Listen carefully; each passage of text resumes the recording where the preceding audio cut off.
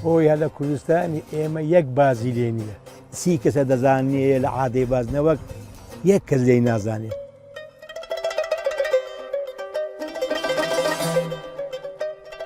شەوی 2 ساعت 3 ساعت لەبان دەست دایانێ تا ئەوەنە فەقیرە بێ یەک دوو ڕۆژ بانگم دەکرد هەنار یەکسەر داهاتەوە سەر دەستم. ڕاویمە ڕاوی بازە، ڕاوی باز و شەهێن زۆری فەرقە لەگەڵ ڕاوەکانی تر.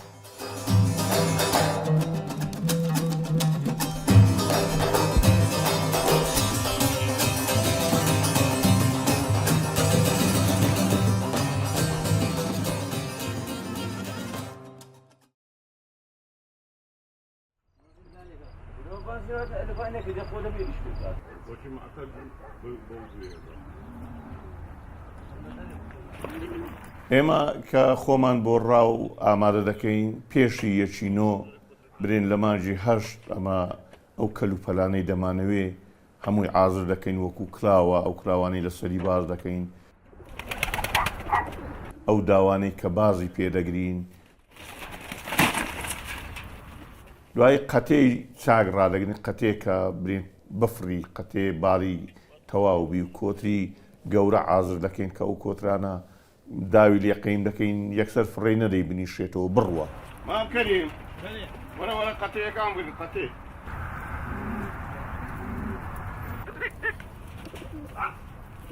سەری باری بریندانێ زۆر چاکە دەرەجەیەکە دەی ئینشاڵڵا بازۆکی شاهینێکی پێ دەگرن ئینشاڵڵا شاهینێکی گەورە. یا الله یا ئەرحەم بەرەکەتە ئینشاڵڵا ئەوڕۆ بەرەکەتە ئینشاڵڵا. مام کەریم بای 5 ڕۆژمان دەکەوە بای 5 ڕۆژ دەکاو قەتێ کۆترانە کە دەردەچین دۆ ڕاوی سیارەکانمان جاهیز دەکەین برین بنزینی زیاد لەگە خۆمان دەبین ڕۆن دەبین تای سپێر ئەدەواتی سیارە کامل دەکەین. چیت کەمایە ئەریا شای خواردنتان بار کرد.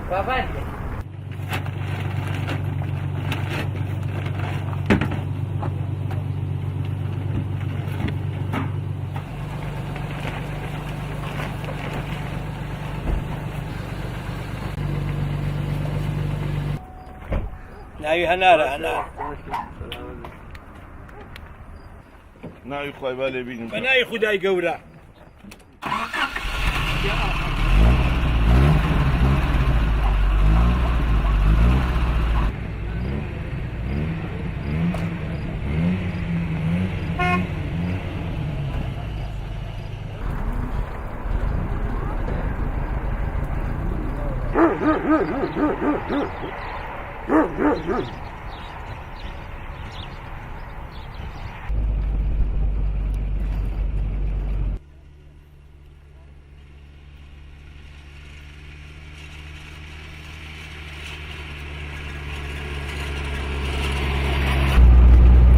حەڵاڵە حەڵاڵ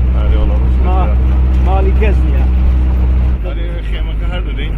دوای ئەرێرەمە دێن و تەختەیانە نەک لە کاردێن خۆش نییە مەلەکن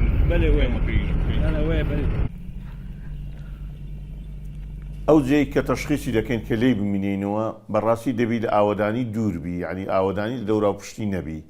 چکەمە برین کۆگەک لەوێدادنین لەو دەورا پشتی ئەو کۆگەی خۆمان لە دەورا پشتی ئەو خێمە برین ڕاو دەکەین. ئەگەر گوندی لێبی و مەڕداری لێبی و خێمەی مەڕ و شتی وای لێبێ بە کەلچیەمە نایێت. ئەمە ئەو باڵندەیە کە بە شازادەی ئاسمان ناسراوە لە ڕاویشدا ئەوەی بە چنگەتیژەکانی خۆی دەستی نەکەوێت نایخوات. تەنها ئەوە بۆ ڕاوکردن دەتوانێت 10 کیلۆمەتر لە هێلانەکەی دوور بکەوێتەوە. ئاوها ڕاو دەکات و ئاسمان بە مەملەکەتی خۆی دەزانێ تەنانەت هەر لەوێش بە یاری و هاوارکردن جووت دەبن. باز لە چاو باڵندەی تر دەوێت بە شازادەیی بمێنێتەوە. 3 ڕۆژ لە هەفتەیەکدا خۆی دەشوات.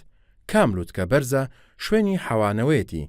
کەچی لە خوارەوە لەسەر زەویەوە مرۆڤەکان وەک نێچیر لێی دەڕوانن. مێژووی ڕاوکردنی باز دەگەڕێتەوە بۆ 3000 ساڵ پێش زاین لەلایەن مەنگۆلیەکانەوە. فرعونیەکان لە ساڵی 1300 پێش زاین ڕاویان کردووە. لە کللتوری زۆر وڵاتانی تر ڕاوکردنی باز و ڕاوپێکردنی بۆ پاشاکان و میرەکان بووە. ڕێگە نەدراوە بگوازرێتەوە بۆ ناو چین و توێژەکانی تر بە تایبەتی لە سەردەمی ئیمپراتۆرەکانی چین و یابان.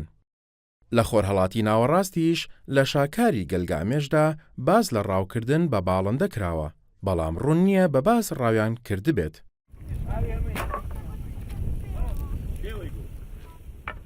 هەیە ڕاو دەکا بەس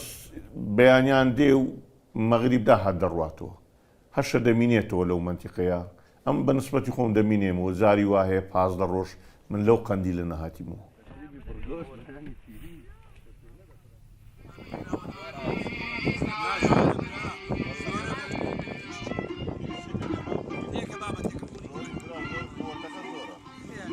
پایزان شەوەکەی ساردە لە دەرەوەی خێمەکە ئاگر دەکەینەوە، دار کۆ دەکەینەوە، دادەنیشین لە دەورەی دارەکە، برسیمان دەبێت کۆتر دەبژێن و یان قەتەی ئەووامان پێ نافری سەری دەبرن بۆ خۆمان دەیبژیان گۆشت لە شار گۆشتمان بردێ لە خۆمان لەوێ دانیشین هەتا شەو تاخیر دەبی و باسی ڕاو دەکەین و ئەوەی داوی نەخستان بی ئەشای پێ لەوێ دەرێ وڵی داوم زۆر ئەو ڕۆیوە داو دروست دەکا و بە زۆری داو دروست دەکەن ئەوەی کە ئیشی ڕاو بکە.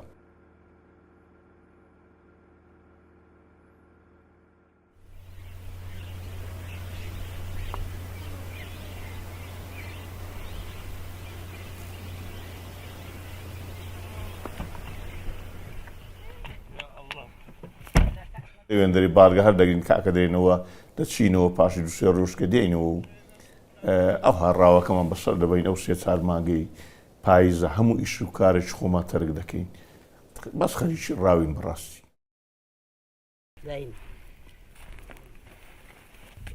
لە کوردستان هەیەک بازیشی لێ نییە، یەقلتە نییە لێ نییە لە وڵاتە ناژیدن ناژی لێرە بیستینەوە ئەو تێیدە کۆچەرە زانیت دێتن لە سین دێ مەنغۆلیا لە ڕووسیا دێت ها لەو منتیقێ تێپەڕ دەبێ ئیدی تاقیبیان دەکە ئێمە دەیانگرین.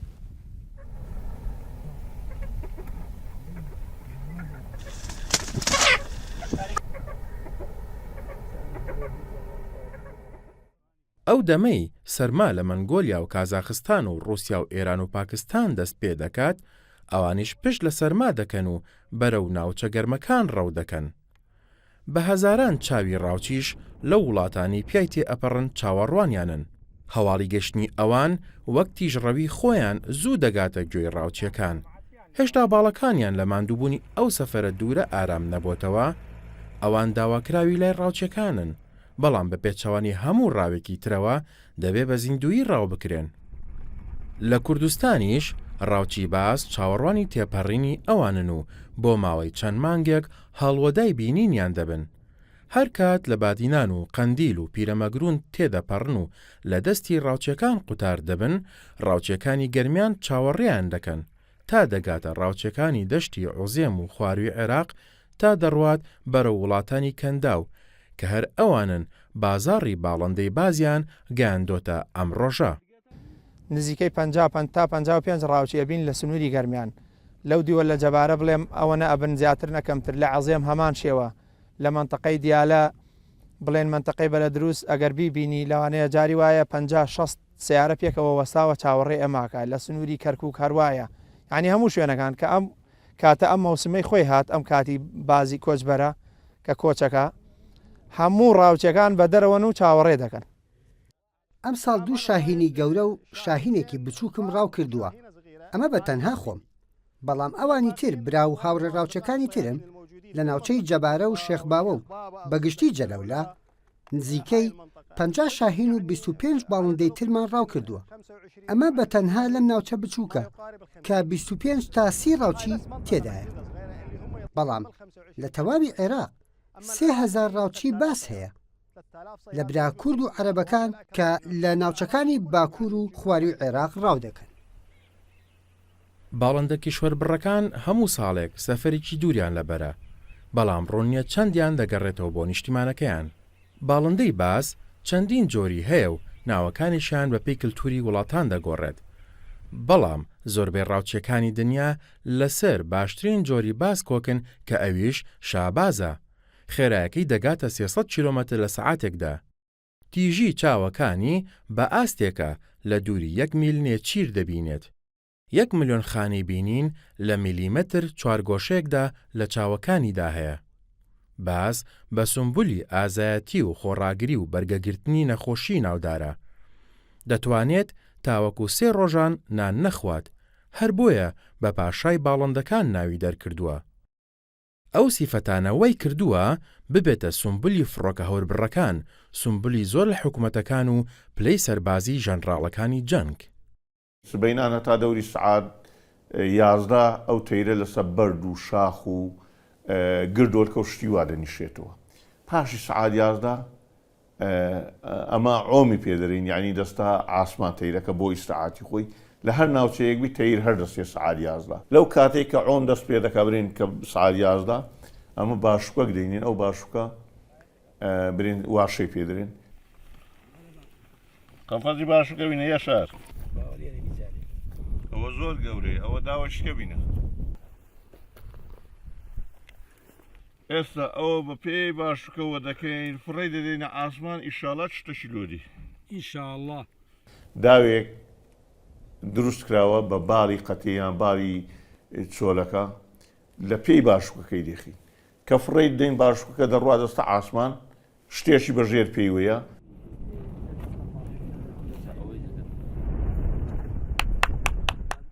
کە دیتی دەرێ ئەوە عسوودە دەرێەوە لەو منتیقە و باشووکە چییە ئەو نەفامە هاتی ئەو نێچیرە دەخوا ڕێک بۆی شۆڕەبتەوە دێ کە هات ئەگە لە داوی ژێر باشووکەکەیدا ئەویش عەلقەمان لۆ کردیەوەی کە لەمچە ئەگە لێی داویستی لێ بستینی ئەوە بەوە دەبی هەردووچان پێکەوە دەسوڕێنەکەون نار. جاری ژوێ دێ تەمەشای ئەوە دەکا دەترسێ لەوە نادا بەردێتە دەورا و پشتی ئەوە کە هاتە دەورا و پشتیەوە ئەمە لەو کاتە قەتەیەک یان کۆترێک داومان لەسەر پشتی بەستایە وەکو کۆلە پشتی قازیفە لەسەر پشتی کۆترەکەیە کە هات بازەکەماندی لەو منتیقەیە لەسەر ئەوە ڕناوەسین ئایا لەوە ئەدایگیری یەکسەر قەتەیەکەی خۆمانیە دەینی کە قەتەیەکەماندایە دێ قەتەیەکە بگری و بیخوا پێی بە پشتی قەتەیەکەوە دەبی یان بە پشتی کۆترەکەەوە دەبی کە هەتەی دەچیش ئەو دوو قاچەی ئەوها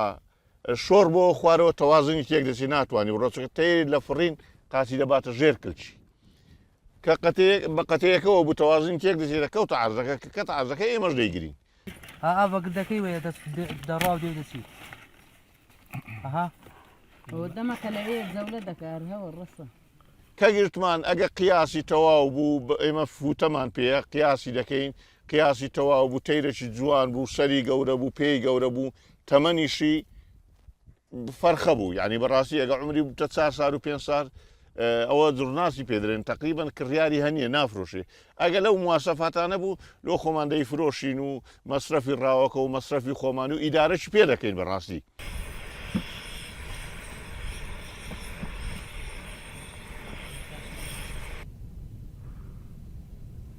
بزانە یەکەم چشت سعری باس زۆر زۆرە بەس لێرە ڕنگ دەوری هەیە ڕنگ و قیاسی قیاس مەسەلەن لەس سەرشانی حتا سەر کرچی نی دەبێ 17 ئینچ بێ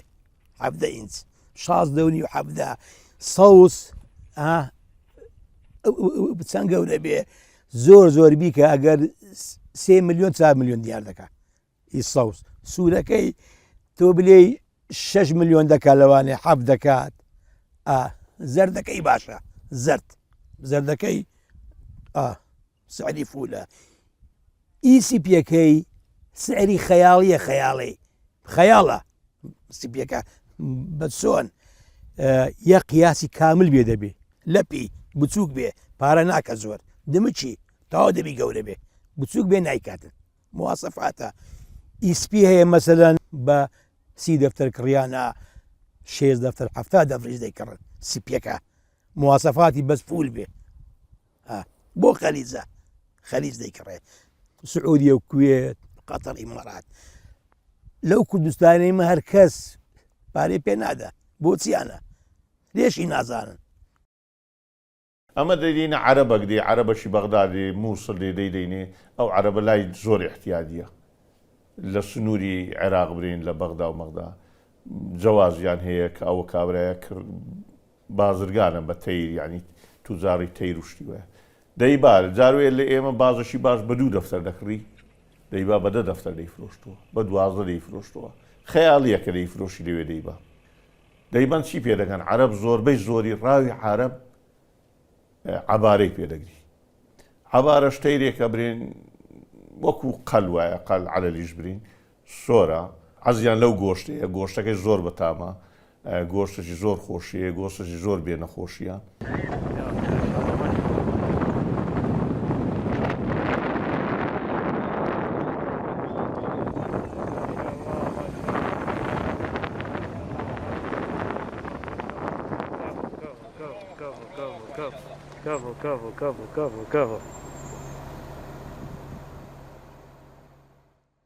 ڕاوەبازیشیان مەمنوع کردووە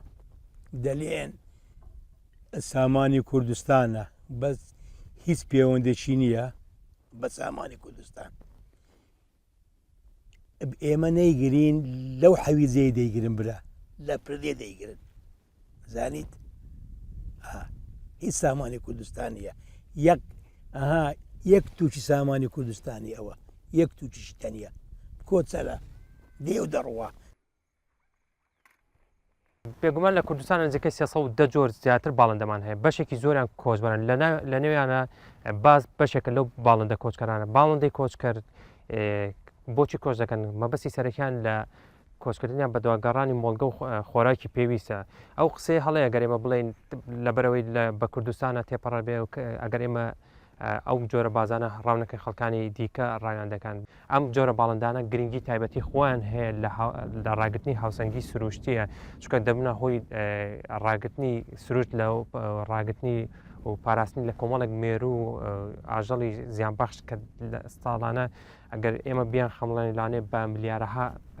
دۆلار مەزەندە بکرێت بۆیە دەبێت هەموو تاکێکی ئەم سەر ڕووی زەوێ ئاگادار بێت لە پاراستنی ئەو جۆرە باڵندانە و دەبێت ڕاهێنان بکەینەوە بۆ جۆرە کەسانی کە حەزیان بەڕاوکردنە و دایانێ ڕاوکەن دەبێت هوشیاریان بکەینەوە چۆن ڕاو دەکەن و شێوازی ڕاوکردنیان چۆنە و چ جۆرە باڵندەیەک یان چ جۆرە ئاژەڵێک ڕاو دەکەن بۆیە دەبێت هەماهەنگی هەبێت بەڵام بۆ شێوازە هەڕەمەکیە و بۆ شێوازە ئەشوایە بێگومان کاریگەریەکی زۆر خراپی دەبێت چ نەکەن لەسەر باڵندەی ئەم ناوچەیە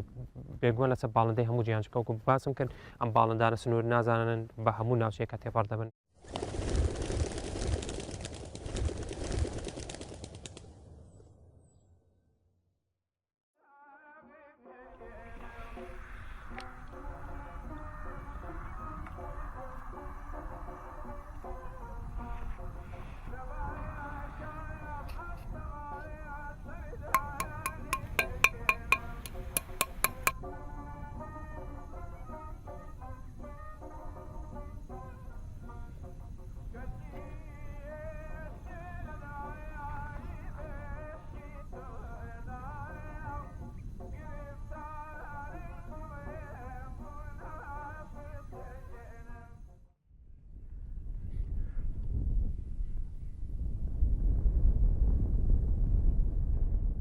اینجا ئێستا دەست بە ڕاوەکە دەکەین ئەو شتانە کۆکەوە ناو جانتایەکێکە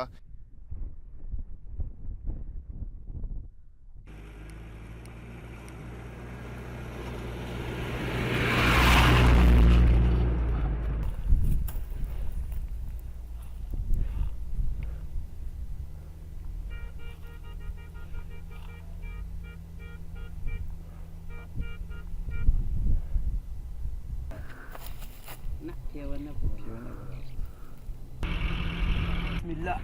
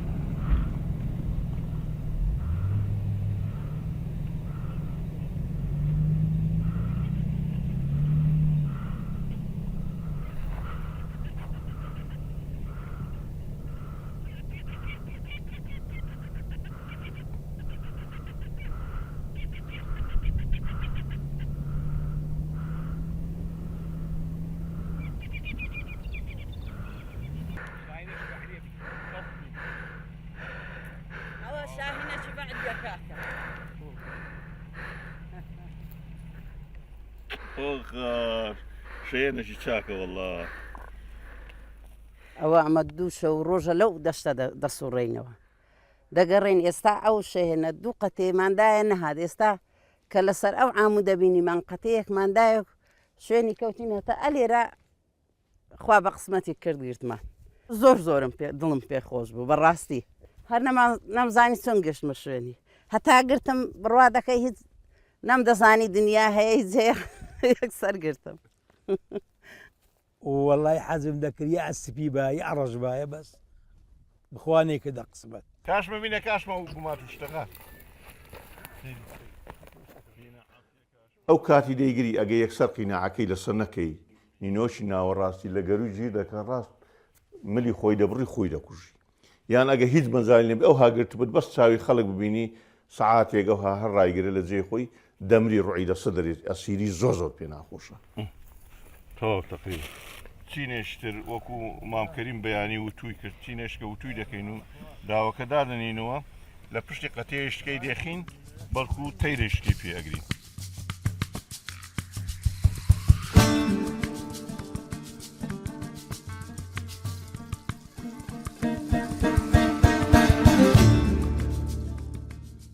ئەم شاینەعانەی گرین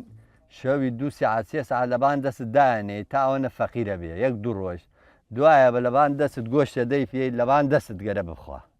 ئانێ خوا دوایەوە چێخی بە پەتێ بەسی دەور مەترێ مەترونیوێ دوورێخەی گۆشتەکە بۆی دایانێ تێ لەبان دەست لێخوا ئەم جای خەی 5 مەتر 10 مەتر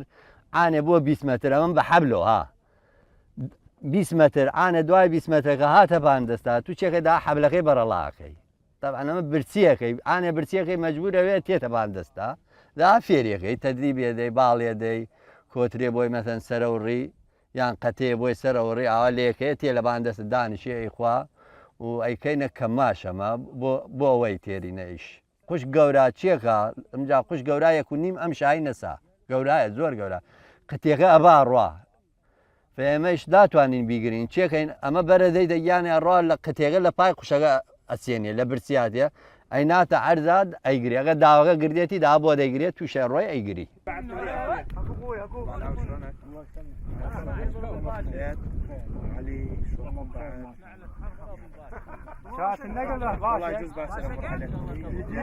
عندي دوام الاسبوع عندي مجال اذا قطع يبقى بالمعلومات ما اروح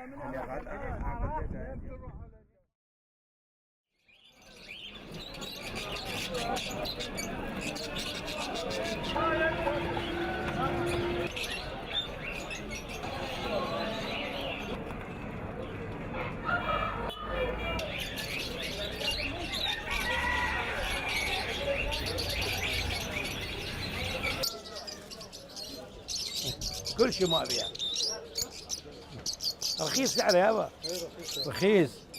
هذا لو بالكويت يسوى 50 ورقة ايه لو بالكويت هاي يسوى 50 ورقة ايه $5000 يسوى بدنا بالعراق شوية